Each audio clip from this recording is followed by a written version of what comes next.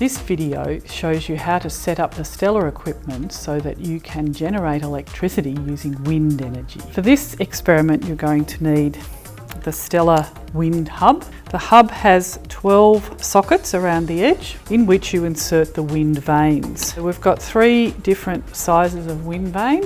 Each one has a ridge on the back and flat on the front, and it's also got its area printed on it. You also need the wind generator, you'll need the STELR fan, a clamp stand and boss head, and today we're going to use the STELR test rig to see if we can use wind energy to light up the lamp. I'm going to use 3 of the yellow blades today. This turbine's got 2 halves. You can loosen it to increase the gap between the 2 halves or tighten it. So loosen it a little bit and insert a blade in. So we'll put the other 2 blades in.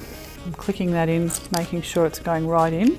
And then we tighten the blue knob, but not too tightly. The blades are firmly in place, but they can be swiveled so that you can alter the blade angle. I'll put these all on about 30 degrees. So this is ready now to put into the wind generator. There are 2 hexagonal sockets here. This one here is connected directly to the motor. This one here is geared 2.5 times, and students should always use this one. So we pop it into there like that, firmly, then clamp it into the retort stand using a boss head. So this is now ready to go. The optimal distance of the fan, which is our wind generator, is about 50 centimetres. So we're ready to go now to see if we can generate some power. So I'm going to switch the fan on. Sometimes you need to give it a little kick start like that.